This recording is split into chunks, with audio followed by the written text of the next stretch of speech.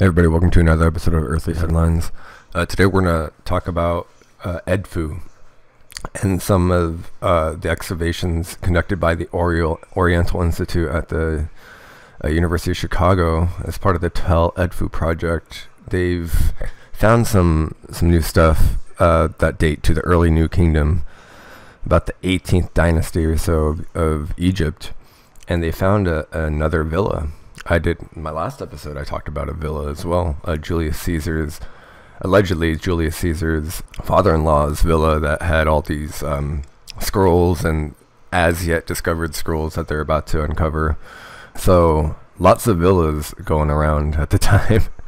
So this one's discovery is pretty interesting because Edfu itself, the temple is known for the Temple of Edfu, which was established or built by the Ptolemies, but has been heavily rumored to have been built on top of an even older temple that talks about, well, it's called the Edfu text, the Edfu Building Texts. They talk about what some interpret as Atlantis and how it was destroyed, and then how Egypt came to be, and all of that stuff. So, and then even the written works of Thoth are heavily rumored to have originated somewhere in Edfu. Anyway, there's a lot of stuff that was discovered in Edfu, and also there's a lot of rumors surrounding Edfu, and a lot of the legends and myths surrounding this area. So it's a very significant point of interest. Like I said, the University of Chicago's Oriental Institute, they unearthed a large urban villa dating back to the early New Kingdom, about 1500 to 1450 BC, so well over 3,000 years ago. It includes a large hall containing a rare and well-preserved example of a domestic shrine dedicated to family ancestors. Now, here's the view from the east of this main hall that I was just talking about.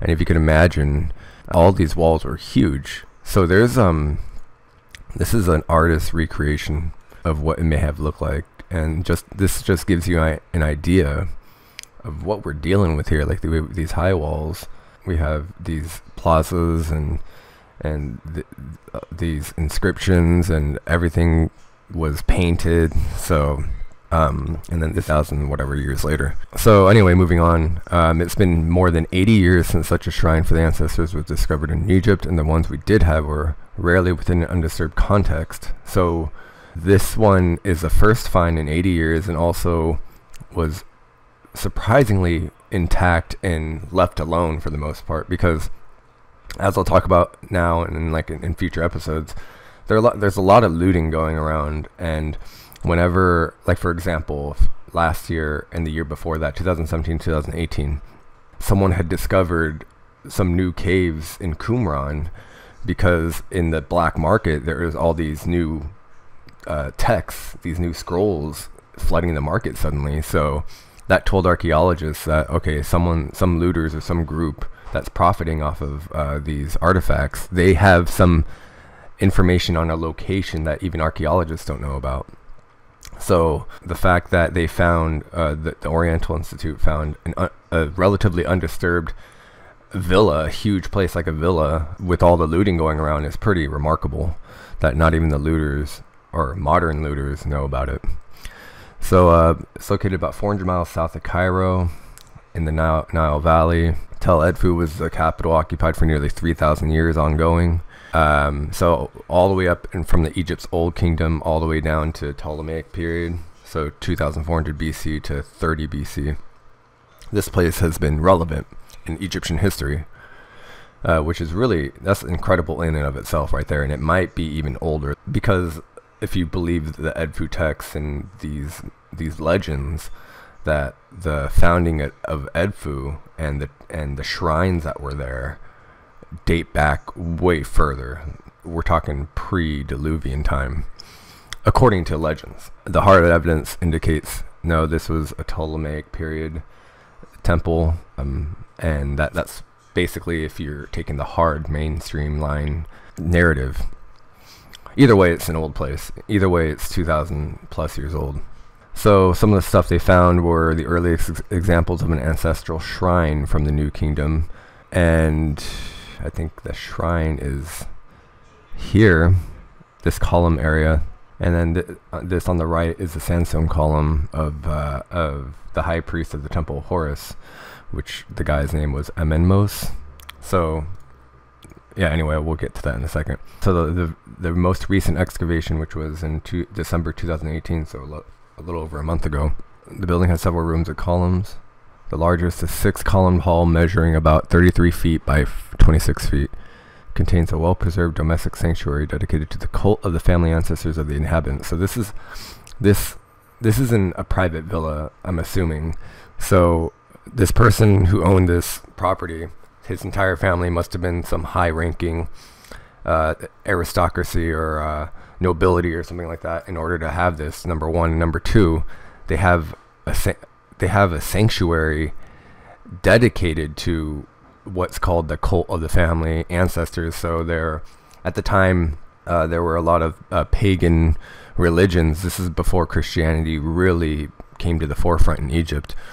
They worshipped local gods, and even if you came from a certain family, those family ancestors, they would worship their ancestral god. So it goes back. It's a long tradition that goes back many generations. They were doing this to honor their ancestors, and they had that pretty locked down. I mean, it didn't seem like it was a practice that's adopted. It seems like something that was passed down through like I said, the generations. The shrine, there are traces that indicate it was surrounded by a wooden structure. Let me see if there's a better. There's no photos of the actual shrine. It included a small fireplace, an offering table, 2 small pedestals, and mud brick, several complete or fragmented stelae. So these inscribed slabs of stone or wood, and then there's a bust of a female ancestor and a statuette of a seated scribe. Which this is the bust of the female ancestor here. She's wearing a necklace, and you can see this is made out of limestone, and this is very well preserved for how old it is. She's also wearing a wig, and then this collar right here, the Wessex collar, and it's only 8 inches, and also it was painted as well. So these dark spots here, you see, this is the residue from paint. The next one is a scribe, the seated scribe. So you can see he's also wearing a wig. He has this, I think it's a papyrus scroll close to his chest, and then there's some inscriptions here that say his name. His name was Juff. He was a high-level administrator at Edfu named Juff. And yeah, and he's wearing this long kilt here. So, and he has big feet too.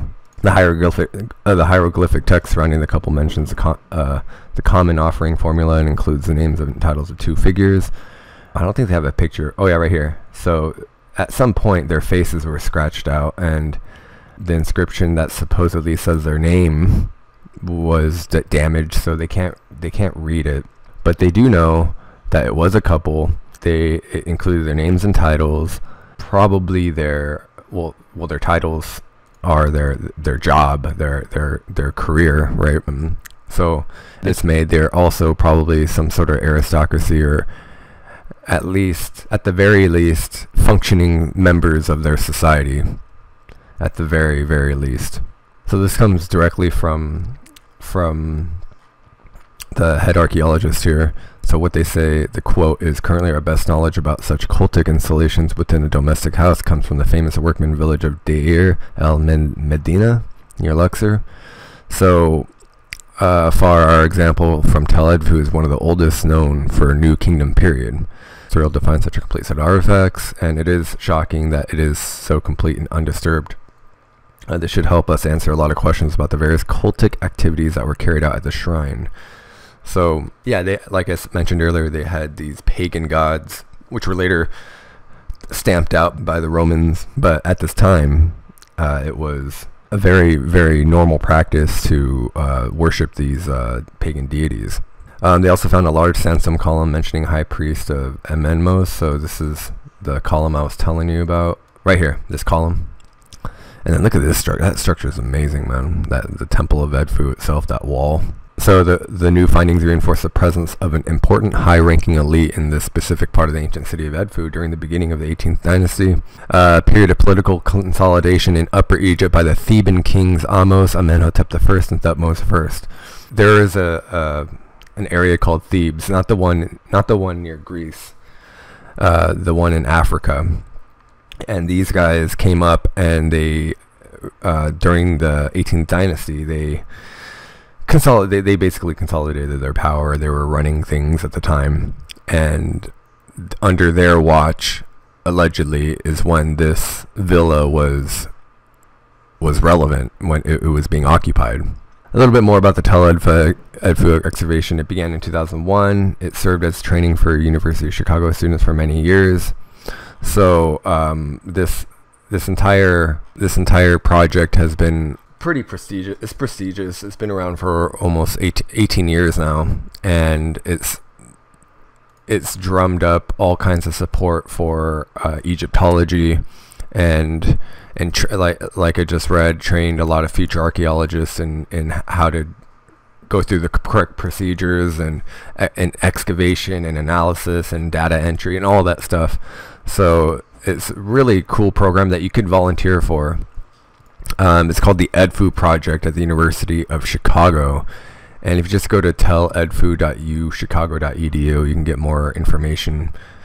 And here's a pretty good picture here of the landscape of the Edfu site as well. As you can see, there's a lot to excavate still. There's still a lot of work to be done, but it's obvious that this was occupied for a long time just by looking at it.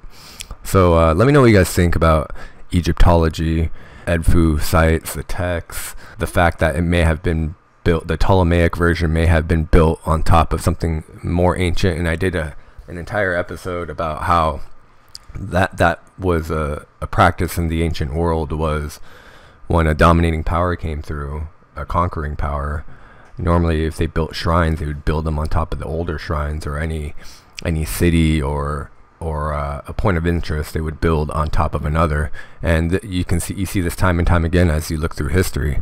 So let me know what you guys think about that, and I'll talk to you guys tomorrow.